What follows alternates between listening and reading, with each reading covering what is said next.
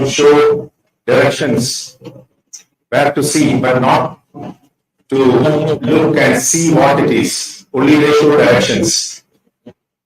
And second is a very funny incident because I had gone to IISC to meet my wife there. So I'm telling some lessons he gave. That was on a Friday night. I got a call from unusual call from him at time 10 o'clock. He asked me, "Viju, where are you?" I told I'm in Chennai. I didn't inform me. I thought I'd get a banging and firing. But to my surprise, his reply was, "I feel extremely sorry to disturb you at this time. You come after 2-3 days or 4 days comfortably." So that was a very surprising moment for me. So the lesson I learned is that you have to have compassion and show humane behavior to the students and subordinates. And last is one incident. I have so many, but I have just limited to 3. After my tenure in IISC, I went back to BSSC. I was working. I got a call after 3 months. He asked me, "Viju, are you coming to France?" What for, sir? There is a conference where we can present your work. Then I told it's not possible because I've been away from the office for quite long. It's not possible. Then shall I make a request to you, sir? So why? What kind of request? He told, "Can I go and present your result?" Sir, what is this? You are asking me the permission. Then he told, "It's the responsibility. You did the work. So it's a responsibility. It's my responsibility to ask you before that." So the lesson I learned is give respect, take respect. So in each and every moment, he was giving lessons, not academics alone. And before I finish this, one more very strange incident happened because I had uploaded this paper in the AISRO, Institute of Aeronautics and Astronautics, and the system generated an auto-generated password that is the US server. And that paper was uploaded in 2007 January. And after 5 months, on June 5th, he left us. Then I became very sad. I went to the website and I was trying to find out the reason, because he had kidney cancer at that time. I was trying to find out more about this disease. Then I understood that the symptom of kidney cancer is seeing blood stains in urine. I remember that day I called Somanath. He is also one of his former students. But by that time already he knew about this, his demise. So the point was written is seeing the blood stains in urine as that condition is called hematuria. I was shocked because the password I got 5 months back with myself and Pradeep sir as a co-authors was the same password. So I don't have a scientific explanation for that. But I'm sure Pradeep sir is sitting in the heaven and showing us the guiding light. And I'm sure that all his students will follow the path he wanted, and we will live the life the way he lived.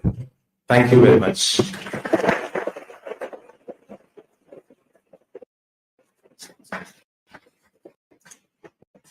Thank all the people who supported for making this event a reality today. Before we go to the next speaker, we would like to show a small video, 5 minutes video, which we made on Dr. S. Pradeep so that everyone will know who he was.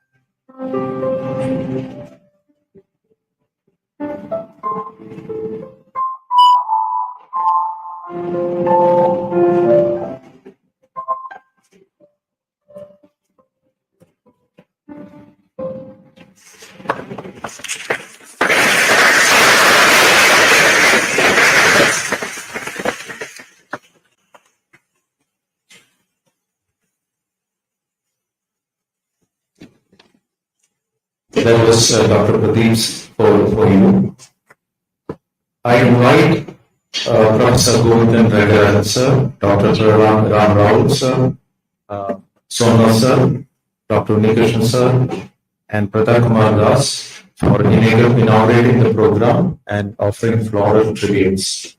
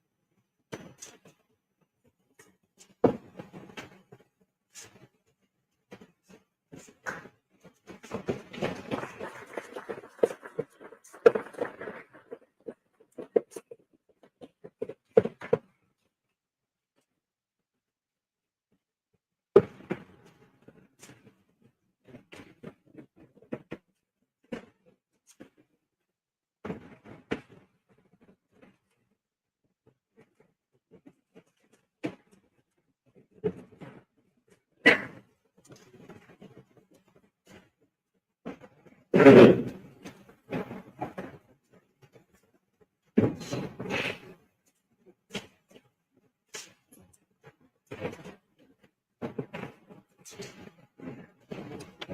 can take the seats.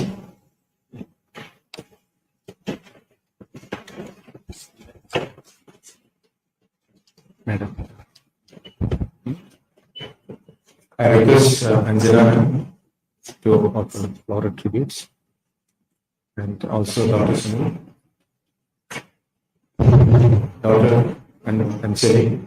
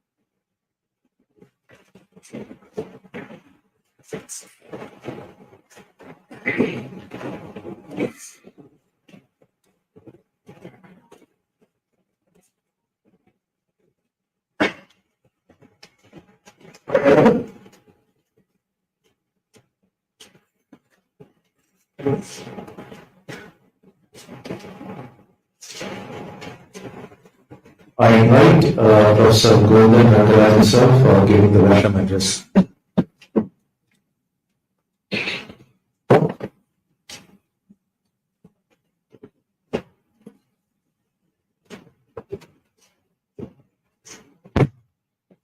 Yeah, warm welcome to all of you. On behalf of the Indian Institute of Science, I would like to welcome the entire audience to this talk. It's a deep feeling that we are commemorating the memory of Mr. Modi through such a talk by a very distinguished person, Somanath, Chair of ISRO.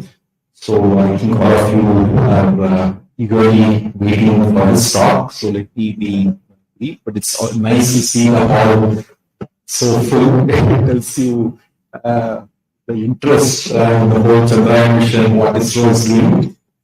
So it's really great to see. I hope many more talks are attended in this fashion. Thank you all. Yeah.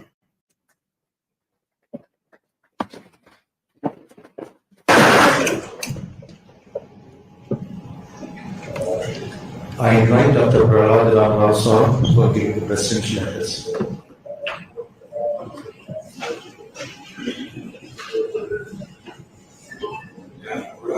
All friends, young and also young. So nice to see Somanath to sit around here.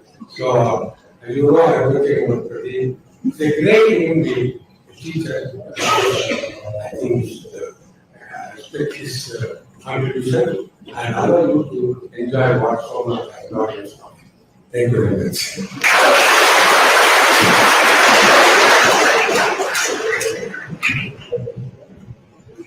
I invite Dr. Nikishan sir to give the speech. Very good afternoon. Our beloved Secretary of Awaaz, Professor Virendra, the Director of this Institute, Dr. Pehla, Dr. Singhal, Chairman of IISC and family of Dr. Pradeep, faculties, students, outstanding students, those who are standing there in the back. So I came to this institute in 1993. It's an entire student. So not through my career to retire. Time was not a constraint for me because I used to complete all that answers 1 hour before and then go to play. I never get good mark per state. But I was challenged when I came to this institute. Here I have processed to give 70 questions, 1 hour. And then we ask to write all the questions. Whoever is writing maximum will take us 100%. So it was a very tough time. But the first semester, even I thought of going back. why should I take this trouble? So it was a nice experience. I must say that if I take the entire academic career, the 1.5 years that I spent here has transformed me. And this campus has given me a lot of insight and just given me a lot of confidence in going further in my career. And it was really a lighthouse in my career. And he was not a professor, just a teacher. He used to teach Islam, and back then he was teaching, it was a very interesting topic. He used to ask questions. But he was more than a teacher. He used to mix with us, and after every class, he used to walk to the pathway. He was shown the granite pathway to the coffee house. He standing in a long queue, and he spends from his pocket, and he used to give us very strong coffee, which will only keep you wake up in the next class.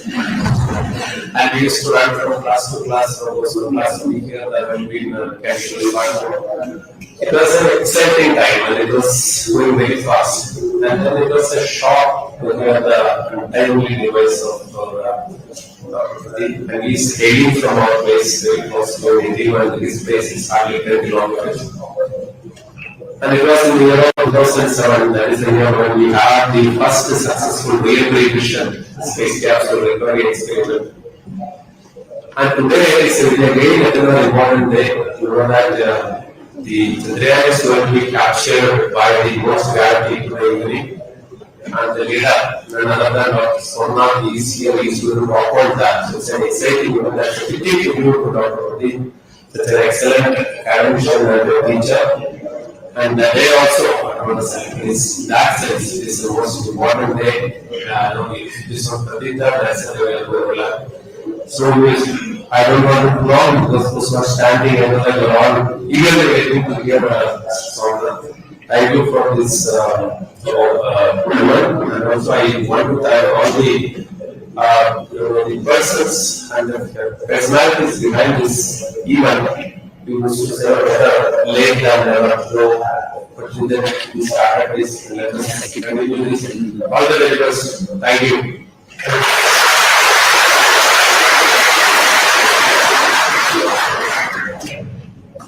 Very sorry, I didn't introduce myself. So sorry. I'm Dr. Prasad. I'm working as a scientist at the Bazaar Space in Canada. I request Sri Somanath sir for reminiscing Pradeep sir and his memories, and that will be followed by Chandrayaan finish.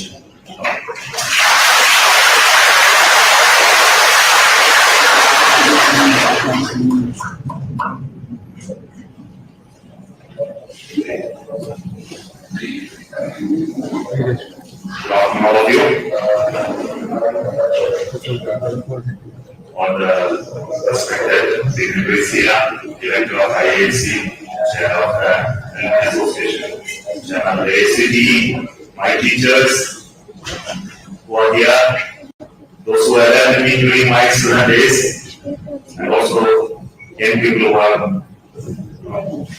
then filling this hall. My greetings to you all on this occasion. The first Dr. Lee Memorial talk. I got this opportunity and possibility to talk on a very interesting day. If I talk about Dr. Pradeep, the memories of my coming to IISC, being a student in aerospace department for my master's comes back in my mind. I believe it was Dr. Pradeep who came to our class first, the very first teacher who came to my class, and he was talking about flight mechanics, and we knew nothing about it. Though I am coming from the Bazaar space, at that time we were having a little bit of understanding of rockets, not much of aircrafts and the flight of aircrafts. That understanding was not there. It was such an interesting topic. Later he taught us about orbital mechanics, which we are dealing with for the mission to moon, and also the flight of rockets, how to design trajectories and things like that. And all those complex formulations, how to deal with mechanics, which is still a very great semester of that flight mechanics course. When I later, after my course was over, I had to take project work about the aircraft impact, and I was specializing in structures. So all the aircraft were in structures. Then somehow I was not interested in project in structures. I thought do something different because though I thought I am reasonably good in structures, I don't want to do more in structures. I thought I should study something else. I thought I should do controls. I didn't take any course on controls. Then I went to a colleague and said that I would like to do some work on controls, and especially control structure interactions, which are very happening in my organization. I used to see a lot of people fighting each other. The structures people want to speak is generally not understood by the controls people. And they always say, what is the generalized mass? They still don't understand what is generalized mass. So, when this conflict was going on in my organization as a young engineer watching all this drama in reviews, I thought it's the right time for me to study this and make some contribution where I have to join my organization. So I decided I should do something connecting structures and controls. And I approached the producer. He said that this topic requires some background. Then you need to study it. And I went into the other departments like computer science and automation, and I had the opportunity to study courses. I was IT Sharma, then then I went to mechanical department. I studied dynamics and control of mechanical systems by Srinivasa. I ordered all these courses just to do my project. Then I came to Kabir and I said this, now I have to do this project. And he helped me to do that project. It was on an against structure assignment to control a fictitious problem in the rocket. Vibration, which gave me great insight on how control system work in rockets. Though it was not the control system we work in typically in a rocket in that we fly, but it was a modern control, totally a different problem. Way back, I had an opportunity to apply this a little bit into when we tried to develop something called flexible trajectory analysis for the reusable rocket which we launched recently, that landed recently. At that time, we were sending to the orbit. The current formulation of how to design flexible rockets, control, and its interaction was done in a very closed form solution method, not into the discretization or finite element formulation. And we were able to do this for reusable launch vehicle, and it was successfully done. And we also did it for GSLV Mark III when I was the mission director. While they were doing the traditional closed form solutions for finding out the interaction between structural and control, we were able to do in a finite element domain as well and cross verify, which helped me to launch on the very first launch of GSLV Mark III, because there was some confusion coming out of the closed form solutions at that time. So thanking him for the insight that he gave me for that topic, which really helped me to understand the finer elements of rocket design, which helped me later in designing the rockets of GSLV Mark III and SSLV. But what I tell you is not the topic. Is my work was not such a great work of MTech thesis. It was more of a learning of the subject rather than a contribution to the field, I must admit. But then the interaction with him was entirely different. And the way he asked me to do the work, he gave me, every day he will give me a new problem, new extension of the whole topic. And went on till the end. I was becoming very impatient, but he never left it. And after I drafted the entire thesis, and he took it and did totally a transformation of the thesis himself on his PC. And the way I looked at the whole problem, when he formatted and put it in a different perspective, I really got astonished. How you can see this problem like this as well. Huh? So that was the new thing. And he even taught me LaTeX. I think many of you know that at that LaTeX, Windows was not there when I was a student here. It was in DOS environment. Still we are working. And in the LaTeX, he taught me the beautiful fonts that can be created out of it. And he used those interesting fonts in my thesis as the starting of every paragraph, things like that. He taught me all of that. I still remember. And even in my design project, which we used to do a rocket, he helped in design of the trajectory.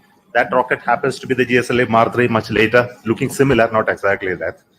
So it was such a very interesting interaction during my student days here.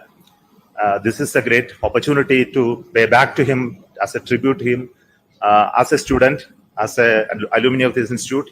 I thank you for this opportunity, and I must thank all the students of Dr. Pradeep for organizing this and making this as a possibility for paying our thanks to him, our regards to him, and all that this institute gave to us to what we are. let me stop at this moment. I think I will go to my talk then, right? If you allow me. Thank you so much. And also, I also want to thank the family of Dr. Pradeep who had withstood that loss of Dr. Pradeep at the early age, and still they fought to stay strong, bring up his girl child to this elderly lady who is here, and my greetings to his dear wife as well. Thank you so much.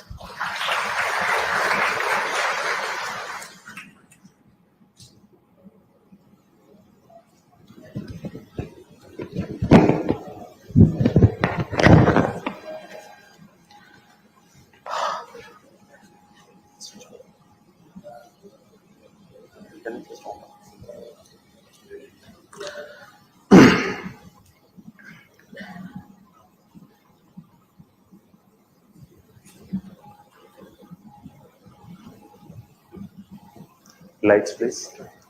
Switch off. Okay. So the topic I selected is Chandrayaan 3, India's moon exploration, knowing very well that there will be a huge crowd like this today. Because it has that topic which is going to have such an interest in each one of you. Many events are happening today, and today happened to be the day the travel of the Chandrayaan 3 to the moon is almost nearing its last phase, and by a retro maneuver, that's a firing that we will do to reduce its speed, the Chandrayaan 3 will be captured on the moon orbit, and it will be in an orbit which is typically 18,000 kilometers in its apogee and maybe 200 and odd kilometers in its perigee.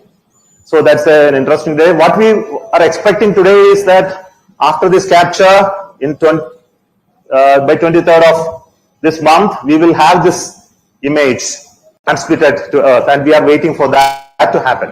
I think I take this opportunity to have the blessings of each one of you for such a wonderful event to happen. Before we start the Chandrayaan 3, I must tell you about the GSLV Mark 3 rocket, and it is this rocket that made this Chandrayaan landing possible. Without this launch capability, even Chandrayaan 2 was not possible. Chandrayaan 3 is also not possible. I am also very proud of the fact that I happen to be the project lead when it made its first launch, and also had opportunity to work on this for long years. Happy to see that's riding safe even after his 6th mission. And the last mission, that was LVM-3M4, which took off. We had this Chandrayaan mounted inside the payload fairing like this. Maybe little more details of the rocket I will give you. And this is a majestic lift off of the rocket from the second launch pad at Satish Dhawan Space Center. The two of the solid boosters firing. You can see the mighty rocket taking off. This is 640 tons of mass, finally putting only 3.8 tons of the spacecraft in the orbit. See the beauty of the rocket when it flies. And just for this pleasure of looking at it, we make it.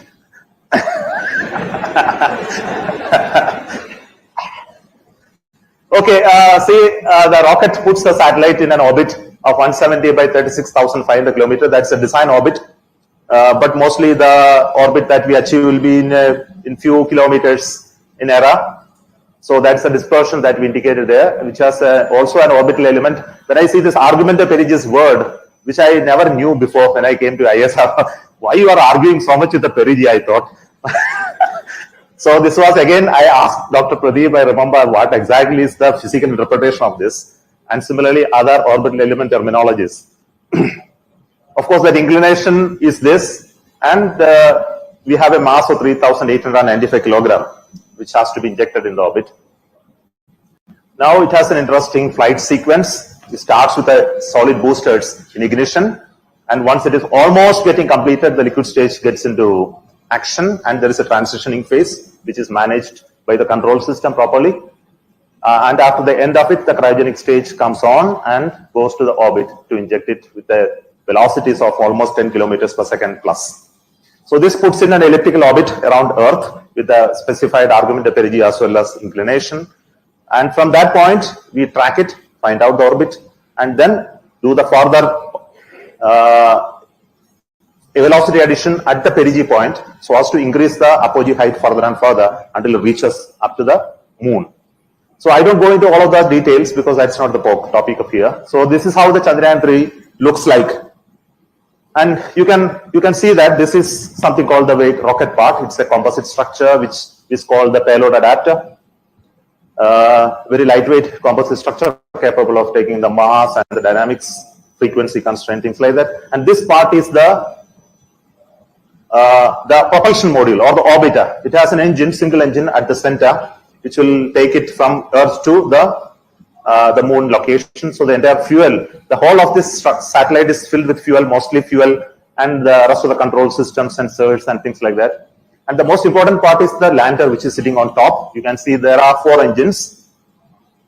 And the engine here is actually half the powerful as this engine. This develops almost 800 newtons of thrust, whereas the engine in the propulsion module just generates only 440 newtons. So it's not a high thrust engine that takes you to Earth to moon, but landing requires much more powerful engine and much more energy. So killing the velocity and gravity, working against gravity is actually spending a lot of energy. From moving from here to moon takes actually much lesser thrust and effort. So from the craft, you can see these are the 4 legs, which will, the landing legs. And this is the door which will open to bring out the rover outside. So there will be a guiding, sliding track through which the rover will come out. And this is one of the experiments that is put underneath. Of course, this lander is fitted with so many instruments around it, which I'll explain later. So this shows some pictures of the assembly of the rocket.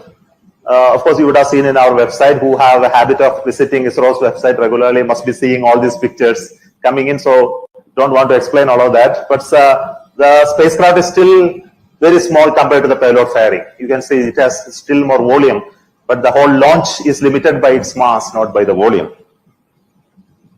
Now, before I go into Chandrayaan 3, it must be interesting to you to talk about Chandrayaan 2, because that prompted us to work on Chandrayaan 3. And Chandrayaan 2, all the work we did, the good work we did, but actually overshadowed by the failure to land softly. I think all of you have enough of discussion happening in the social media as well. Why Chandrayaan 2 couldn't land safely, and what are the reasons for the issues that we faced, and how we are going to overcome that trouble in possible that situation developing in Chandrayaan 3, and what we have done. I think this is very important than the mission itself. So you remember that in the Chandrayaan 2 happened almost 4 years back. Today we are at almost 4 years later, plus minus 10-15 days. We are discussing Chandrayaan 2.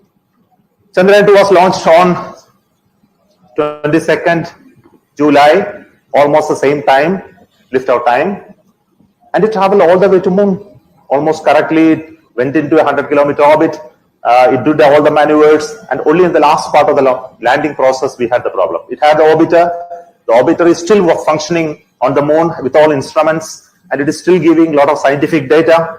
Of course, many people won't even speak about what it is doing, orbiter is doing. Orbiter, all the scientific objectives of that has been still met, and a lot of scientists are making use of the data. Lander and rover, there were few instruments, but that couldn't be functioning because it ended up with a very high velocity.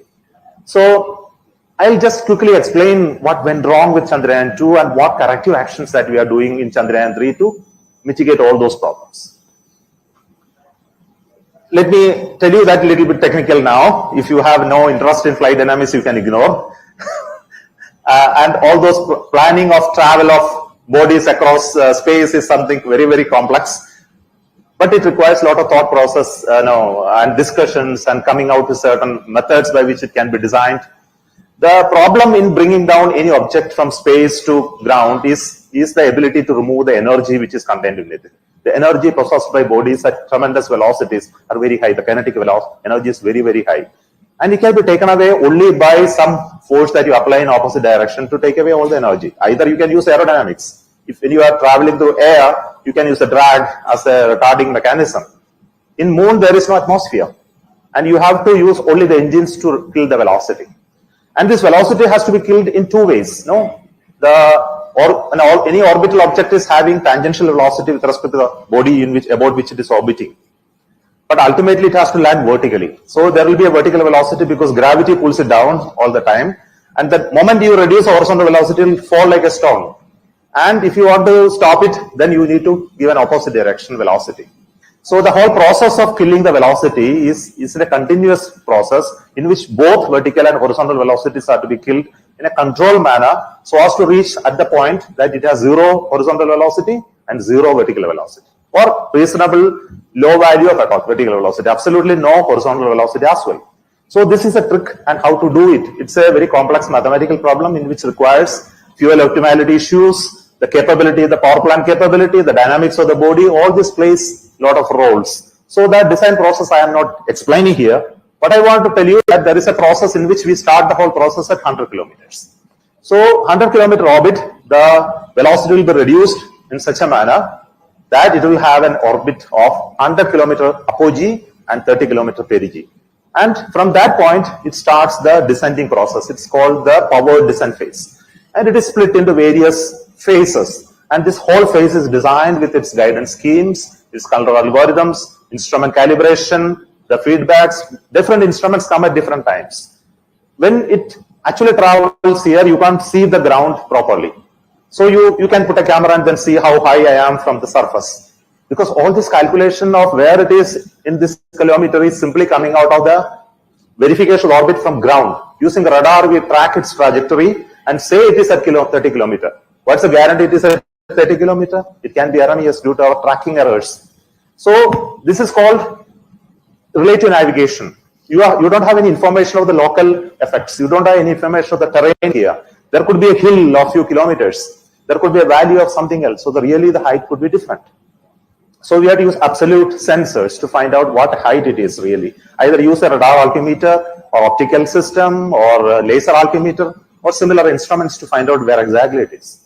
So all this will come into play when it has reached a certain height where the sensors will actually start functioning. Until then, we depend on the inertial system which is inside. The inertial system is a laser-based gyroscope which actually measures its position in a manner which a typical inertial sensor measure. So the whole process of traveling from here to here is controlled manner. The body will be, initially it will be like this. The engines will be firing in a manner which will kill all the horizontal velocity. By the time it travels, it has to slowly turn and reach orientations in which the opposite velocity will be killing both the horizontal and vertical velocity. The moment you kill the horizontal velocity, the vertical velocity will start increasing. And you need to start killing it also. So this trajectory has to be so designed. Then there is a phase where we will do certain instrument calibration, keeping the attitude same. It looks at the ground and calibrate all its measuring instruments. So actually very good data comes or not. Then decides to go for the final landing. And at some point, it will also hover and see that it is able to stay stationary and do the measurements to confirm how high it is from the ground. Then make the final descent with a certain fixed velocity. So this was algorithm, but there was something going wrong in Chandrayaan 2. I will quickly explain that part. Possibly some of you may follow, some of you may not follow. It took many days for us to understand because unfortunately this whole event happened in moon and we were not able to collect back the debris.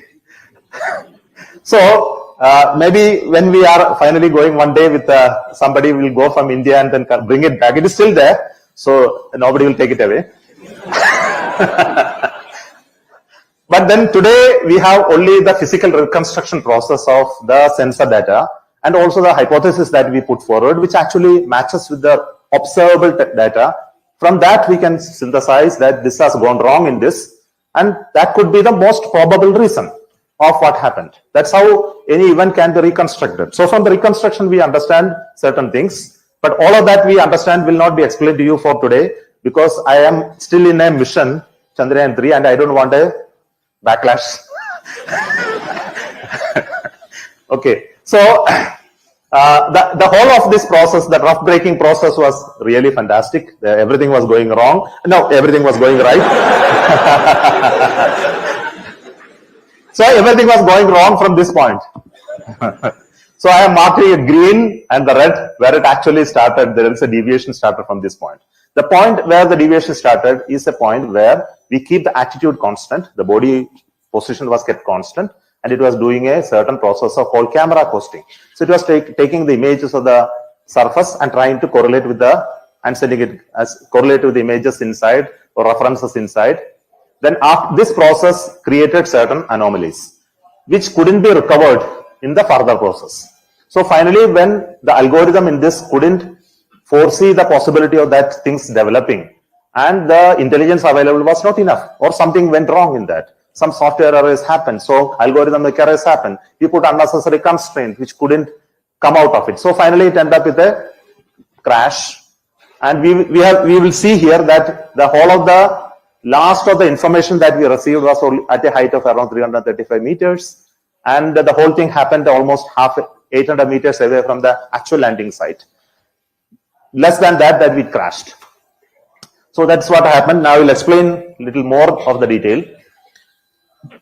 The whole of the orbit was perfect, and it started, the camera coasting started, then only the problem started. The first of the problem that happened was the thrust of these 4 engines was slightly higher.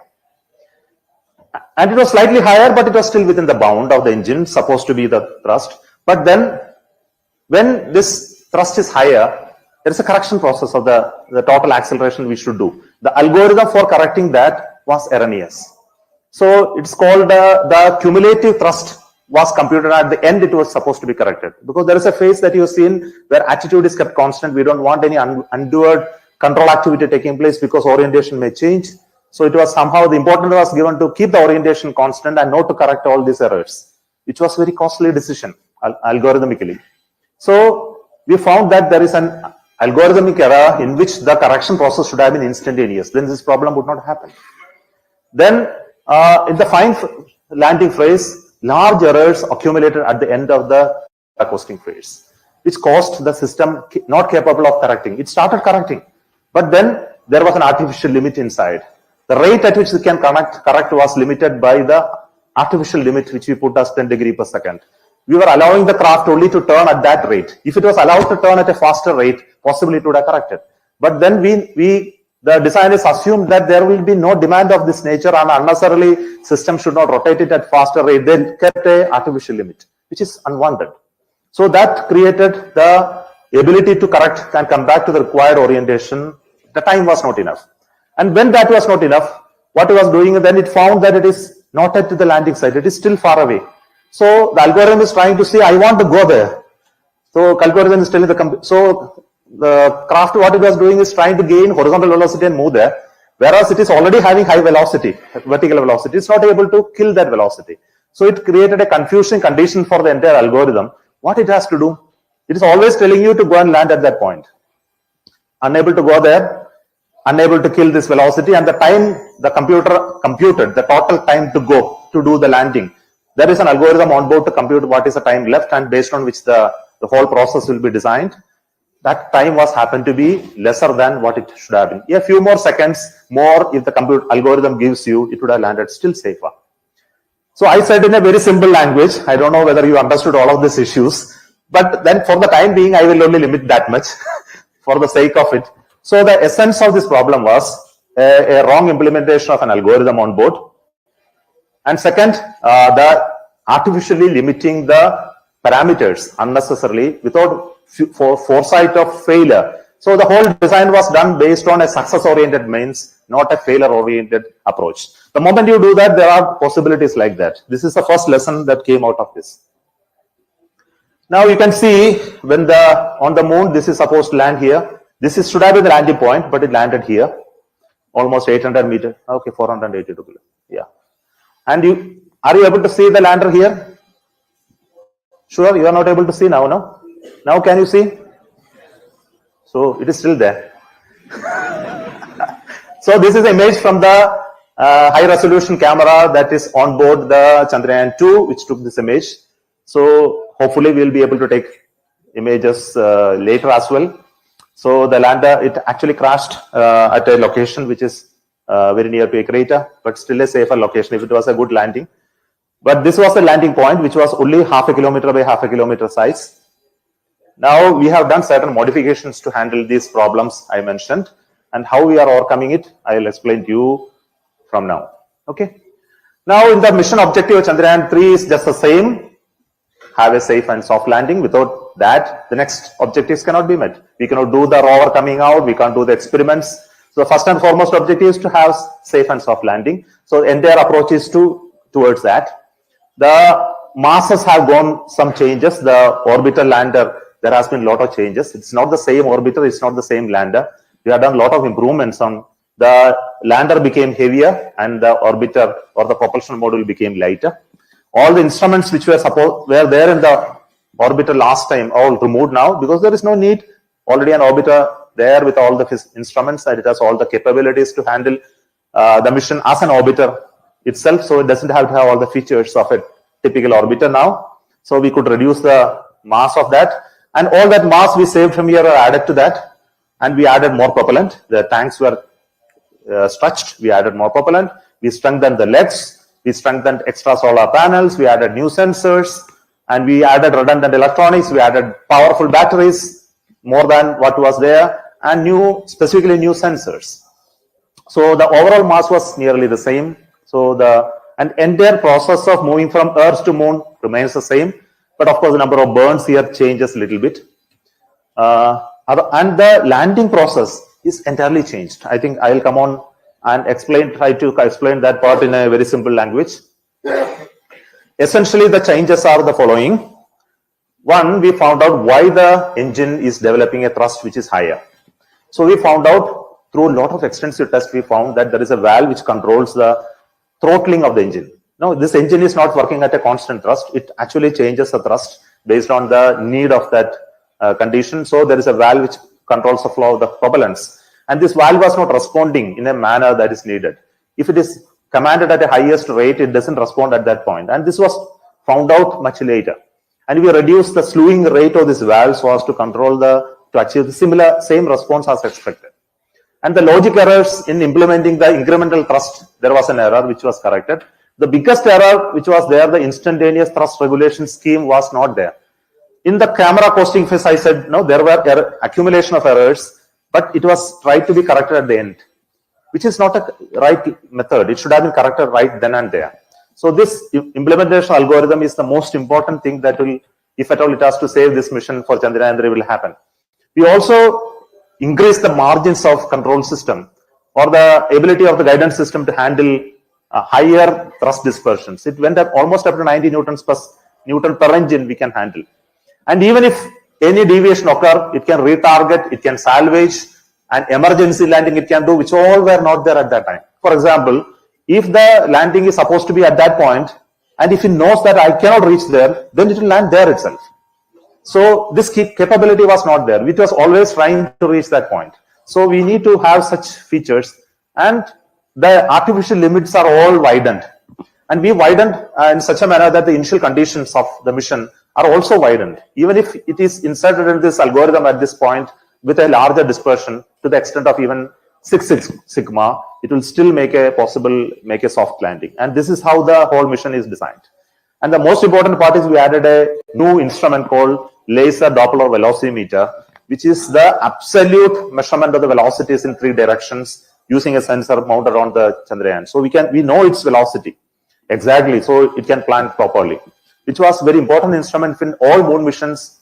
This instrument used to be there, and we tried to get this instrument from somewhere outside, and we couldn't buy last time in Chandrayaan 2. And we understood if Chandrayaan 3 has to happen, this instrument is mandatory. And it was developed by ISRO people in our own laboratory in a record time and qualified to be one of the best instruments today. There were also a lot of corrections we did in software. In fact, it is not proper for me to explain all of this. I think it may not be needed. But essentially, what we are looking at is we look at simulations. I think anybody who works on such softwares will understand. There is nothing ideal in a world. No, nothing works in the nominal. Everything will be over a distribution. It's a statistical sense, many parameters, mass, center of gravity, the control system, the thrust, the sensor data, the gravity, everything is actually probabilistic. So when you do studies of any mechanical system, dynamical system, you need to look at the probabilistic nature of the problem and simulate in a Monte Carlo sense what can happen when scenarios evolve. And here you can introduce failures of various systems, redundancies, etc. And what will be the next path it will take. So we focused this time on simulations, extensive simulations, where generally we look at nominal plus certain sigma dispersions, but we look at even additive extreme of all critical parameters. What will happen? We will also look at the limits of performance, which can trigger it to failure. We also looked at up to 6 sigma's perturbations. I know 6 sigma, many things may not survive, but there are failure cases in 6 sigma. And we are also stressing the software for test cases in which software failures can occur, can be triggered by computational errors. And we created additional test beds in various labs and see hardware, software test beds to see the software and hardware are very good. So all of the focus on the last few years was in simulation and getting guarantee of the whole implementation. And many of the sensors which were there, I think you must be interested to understand about sensors who are working. Absolute velocity meter, velocimeters, laser Doppler velocimeter, which actually uses a laser beam to do this. There is a camera-based velocity detection scheme, which takes images based on the pixels. You can change from one image to another. You can detect the velocity. There are 2 altimeters, which is one works on laser and another works on RF-based K-band radar altimeter. This both works on reflections and it estimates the height, and all the specifications have been much strengthened. There is a hazard detection camera. This is again an interesting camera. Once it is about to land, it has to see there is no boulder or a crater. And we have to have a certain area which is devoid of these issues. There only it has to land. If you find just at the nadir, where we are looking straight down, if you find it's not safe, it will immediately make a choice to move either horizontally in any direction, provided their safe zone is available 150 meters away. So this is algorithm. So if that is so, it will move and go to 150 meters. If it is beyond that, it will land there itself. So this is the algorithm. So you cannot do beyond 150 meters. The fuel available is just not enough to go further. So this camera has to be extremely good. Take images, because when you look at a surface which has a 3D variations of height and depth, and when you take a 2D image, you can understand you will not be able to detect a depression or a hill. No, both look alike in a 2D image. You can't understand which is a depression or a hill. So actually you need a stereo image capability to do that. But here they have created an algorithm in which because sun is shining, there is a shadow. The shadow effects on hill and valleys are one and the same. If you look at a 2D image of a valley with a shadow, a hill with a shadow of same size, it will look the same in a 2D image. So it may not be able to detect the edges, things like that. So there is an algorithm to convert this image to a 2D vector graphics and then compute that it is still at a safer zone and move either direction to see whether it is a safe zone. So this is an interesting camera that does that job with an onboard algorithm. And finally, we have the laser gyro-based inertial reference units. And this is a very, very critical package which is developed by our IISC, which is flying in all rockets and satellites. Still doing very well. And this gives the inertial measurement, and this is calibrated against stars. The orientation of the craft at any point is updated with respect to the universal references, and this is uploaded to this to make it always right in its orientation. So this is used as a primary sensor, and all other sensors are secondary sensors. So with so much of sensors, only this can actually go and land somewhere. There were a lot of changes in the propulsion. I mentioned about the rate at which it is corrected. That is, we call it pulses per second. So it was originally 900 reduced to 500, which actually make it little sluggish, but for the dynamics, it is good enough. There we found that the slows of the propellant inside the tank can create control structure interactions. And because, propellant in a tank which is half filled can oscillate and make the body of the satellite move. So we have to suppress that by giving a damping. We have also changed the thrust limits and also the structure of the propulsion. I don't want to go all of that, but all of this has been tested extensively to say that the changes we made in the propulsion are good enough. So the propulsion system will look like it. This is for the orbiter side. There is a single engine, and there are 8 small engines which actually does the travel from Earth to Moon. And until the capture, this is used. Fuel, oxidizer, its own regulators, valves, and things like that, which operates on command. And each of these engines are operated by its own valves. So it's a very complex circuit with so many elements which actually powers the orbiter. Same is the case with the lander. The lander has 4 engines and its own thrusters that controls it. It's almost similar to the orbiter, but the engines are much more powerful here. The amount of energy that need to be killed is much higher. Now, in the guidance and control, of course, there has been a lot of contribution from Indian Institute of Science. Professor Padi is here. We had extensive work with him and the students, his students who are there in ISRO. And they were the people who actually worked on this guidance scheme, developed it.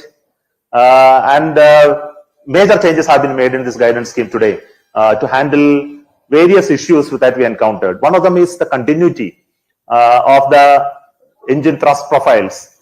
And also the regulation scheme which you mentioned, the perturbation I mentioned already, and also to look at the other multiple mission paths in case of anomaly, the safety that has been built in, control I have already told. So for brevity, I am not going into the guidance algorithm at all. Maybe you can ask Dr. Padi to give another talk at some other point on the guidance algorithm, because if I start speaking, he will have objection. Now coming to the touchdown point of view. So earlier the mass of the Chandrayaan craft was 700, now it is 800 by the time it touches down. But what we have done is the overall energy absorbing capability of the legs have been now improved. But of course the velocity is too high, none of this will help us, because hitting at 10 meter per second, 40 meter per second like last time, it's not going to help us.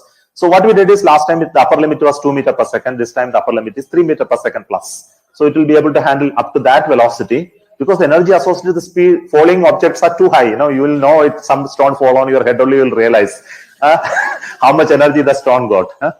So killing that such energy is actually very difficult. So there is certain energy absorbing, crushing, damping systems incorporated in the legs to handle this. Another important change we did is the landing area is now expanded. The most important gain we got from Chandrayaan 2 is the entire image of the Chandrayaan moon surface is now available to a resolution of 25 centimeter. That I can see 25 centimeter big items in 1 pixel. So that much accuracy images are now available, the entire moon. So using that, we have made a beautiful map now, and the whole area where we are going to land is now expanded. The entire track is now observed where it is the best track to land. And we have selected a landing area which is typically of the size 4 kilometer long and 2.5 kilometer wide. Last time it was half a kilometer by half a kilometer. So it has a larger area, and this area is selected in which there are no huge craters or boulders. So it is safer. If at all you are not able to land in the middle of this point, anywhere landing could be possible. So this is one important change that we made. So the entire area is now gridded, mapped. The whole of this information is actually staying within the Chandrayaan 2. It is already stored on board. So whenever it takes a picture of some location near to this, it will compare with the onboard stored image, and immediately it can, if you are able to correlate based on feature matching, it can say I am here now. So, and then rest of the travel is well defined. So it will be able to assign its coordinates to the area in which it is measured. So it will be quickly able to match with this and do. If the matching doesn't happen, again, that is a failure mode, and how to handle it is another issue.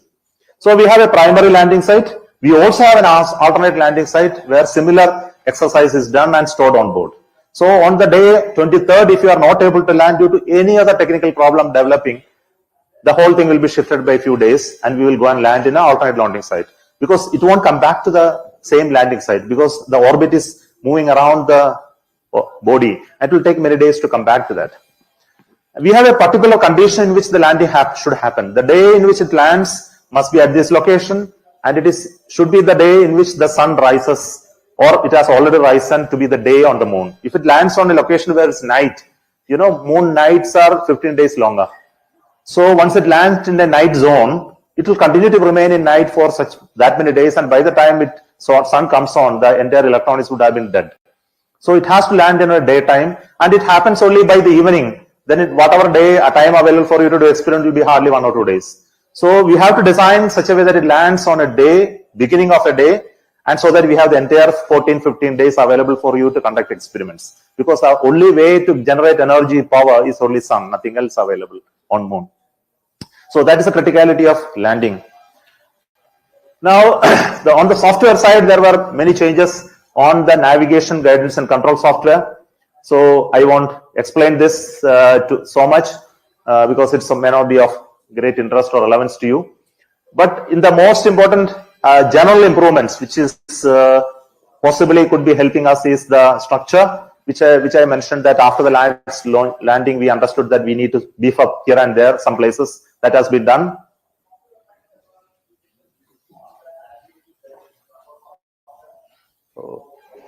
The thermal environment of the entire craft has been once again revisited because we changed our solar panels this time. New solar panels are added for energy generation, so it required a more thermal analysis. The mechanisms has been strengthened. The radio frequency communication protocols which are available on board were limiting last time to send the data, so it has been, rates have been increased almost 200 kilobyte per second, 500 kilobyte per second. Also the images can come at faster rate now. The power side also strengthened, the ability to generate more power, and also the battery capacity increases. The wheels are the one which actually controls it. You know, reaction wheels, we call it just wheels. The wheels inside spin it at very high speeds to generate the control moments when thrusters are not firing. So these wheels are again now, the capacity is almost double now, so as to handle the orientation change much faster. So these are some of the major changes that we did. And the most important part is the test. Before we went into Chandrayaan-3 launch decision, the amount of tests we did is really hundreds of tests. But I'll classify them into this three categories. One is called the integrated cold test, integrated hot test, and landing leg related test. I will explain some of this little later, and the amount of facilities and work we did to validate the design on ground. I think, you know, if you want to test anything that is designed for moon to test on ground, what are the challenges? Gravity, of course. And how to create a reduced gravity environment here, is it possible? It is possible. In some extent it is possible. You can put a counterweight. Okay, you can put a balloon, helium balloon to offset the rest of the weight. Mass you cannot change. Okay, then aerodynamics comes into play. So we did some part of it to simulate that. Then the interaction between the sensors, structures, propulsion is the key of this. So we decided that we need to put all of them together in some firing, so that we find that when the engines are firing with the electronics is there, its sensors are properly measuring, which we didn't do last time. And I'll explain that part. So sensors, I think I have already explained. The communication is another important part. See, after it landing and you are not able to know whether it has landed properly, whether the data is coming from there is not proper, the mission will be declared failure, right? You don't know anything about it. Probably it would have landed safely. So what we did is that we must have a certain communication protocols of multi-direction protocol. So the Chandrayaan-3 propulsion module is an independent system. It has no role after it was separated out of the lander. But the Chandrayaan-2 orbiter is still healthy.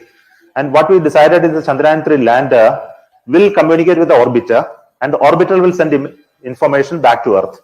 Suppose it fails, then the lander has an ability to communicate direct to Earth. So this is also built in, and the rover will communicate back and forth between the lander. So we have tied up with the ground stations, not only in India, all across the world, the ground stations are supporting us for this mission. For every day, today also when the firing takes place, the ground stations in Europe, ground stations in US will be tracking this and giving us this data real time. With that data only, we can actually do all the calculations to match the numbers are proper. So this is a huge network which we created to support this mission. So this is how the spacecraft looks like. The lander modules look like. The propellant tanks you can see here. This is the leg part. The solar panels here, and this is I think it is the same. And this is how the rover will come out. So there is a ramp here. The ramp will be deployed in two phases. The first part it will fold upward, then get latched, then together it will come down. Then the rover is also kept there with a locking mechanism, and the locking mechanism will be released, and the solar panel will be deployed, and it will be roving down with a controlled release of the craft using a cable. So it will come down, and once it touches the surface, the cable will be released and it will be free to move out. So this is how the rover will finally come out. And there are cameras on this which will observe this coming out and taking pictures. And so also the cameras on the rover as well. So the glimpses of the realization of Chandrayaan in our laboratory, just images, but anyway, I'll skip this. Now, going to the special test in Chandrayaan 3 must be the most interesting part. So the first test is using a helicopter. So we integrate all of this inside the helicopter. The entire Chandrayaan 3 electronics and sensors are integrated in a helicopter with its antenna, the radar altimeter, the laser altimeter, the observing windows all facing to the earth. We fly through various terrains and then see how it interacts. But the problem here is that the speeds the helicopter traveling are hardly few meters per second, at the best maybe 50 meters per second. You know, the Chandrayaan craft is going to move at almost 500 meters per second, almost 10 times the speed when it actually is sensing. So this can never be simulated. The speed of the craft and the sensor data coming in with the speed on the terrain can never be simulated. So that's a limitation, but still that's the extent that we could do and simulate. Second series of test is this, and this is called the cold test, where there is no engine actually firing, and it is going through a electronic simulation of the sensors and computers. And this test, we use a tall crane. It's the 80-meter tall crane in which the craft is hung using a bungee cord, and the entire weight is counterweighted with a latching release mechanism. So once the engine fires, this can float actually. And this whole of this has been made with a mass which is almost equal to the possible mass reduction that we can do. So very small quantity of propellant is loaded. It is again re-engineered to make a lightweight onboard weight so as to balance only the mass equivalent to the reaction that will be feeling only on the surface of the moon, so that it can actually hover. And this is tested on various conditions with its electronics and sensors to see the overall algorithm is proper, including its hovering capability, lateral movement, etc. So this is the crane test that we did. But every time when we do this firing, you have to take it up, you have to fill it, again bring it back, refurbish it. You know, the fuel used is very so dangerous that you can't even go nearby, that you will die if it leaks on your face. So, and the other test is the lander leg related test. So here they created a lunar simulant into which this will be dropped at various speeds, orientations, tilt, etc., and then find whether leg survives.